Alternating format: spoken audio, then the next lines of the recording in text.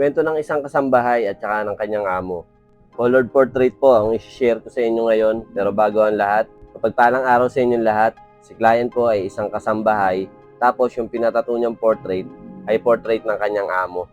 Base sa kwento ni client, yung amo niya daw sobrang bait talaga, halos tinuring na siyang anak. Siya naman parang tinuring niya rin naman na parang pangalawang nanay. Hanggang sa inalagaan niya to ng mahabang panahon, tapos hanggang sa dumating yung araw na nawala na tong amo niya, doon niya naisip na ipatato niya yung portrait ng amo niya. Siguro sa sobrang pagmamahal niya dito, tsaka sa talagang pinagsamahan nila. So mapunta naman tayo dito sa tutorial natin. Bali dito sa lobby niya, ang gamit natin na size ng needle, 3RL. Tapos kinukuha ko muna yung pinaka-detalye. Sa mga sulok-sulok niya, kung mapapansin nyo, ang kinulay ko doon, solid black, base na rin sa reference na ginagaya natin. Doon sa pang-ibabang labi niya, 9 Magnum yung pinang-shade natin doon. Tapos yung kulay na ginamit ko, dark magenta, tapos may blending ng dark skin tone. Tapos mamaya mag-highlight lang tayo ng konti. Doon naman sa pang-ibabaw na labi niya, ang ginamit natin, brown at saka dark flesh tone. Okay, iba po yung skin tone at saka yung flesh tone. Sa ilong naman, 3RL din yung pinandetalye natin. Tapos yung ginamit ko ng pang shading, ito yung pinangahagod ko, 15 curve magnum. Tapos medium brown yung kinukulay natin sa mga detalye at saka sa ibang shading ng parte ng ilong. Curve magnum ginagamit ko pagdating sa kabuuan ng mukha talaga, para magawa ko yung mga smooth o yung mga malambutan na hagod.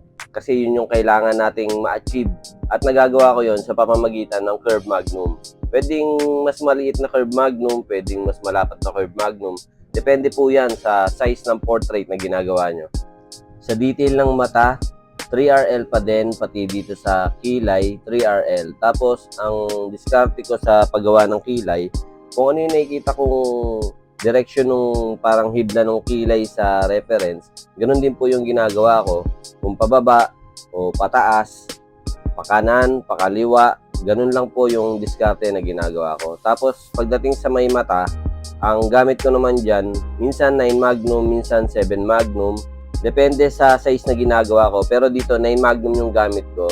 Ginagamit ko siya para mapalambot ko yung itsura ng mata niya. Kasi pagka line lang, nung unang kinuha ko yung detalye nung mata niya, line lang ng 3RL, medyo solid siyang tignan, so matigas siyang tignan, kaya kailangan palambutin natin para mapagmukha nating realistic. Sa kabuuan ng muka, ang ginamit nating mga kulay dyan, gumamit tayo ng dark brown, sienna, ng medium brown, dark flesh tone, medium flesh tone, light flesh tone, tsaka light skin tone. Pagdating naman sa buhok, gumamit tayo dyan ng solid black, dark gray, medium gray, light gray, at saka white. So, yun yung mga ginamit natin. Tapos, diniskartehan na lang natin yung bawat detalye ng buhok. Kung ano yung nakikita natin sa reference, kung saan banda gagawin yung dark gray, yung medium gray, yung light gray, tapos yung pinakaputi. Kasi matanda na tong portrait na ginagawa natin. So, medyo puti na talaga yung buhok niya.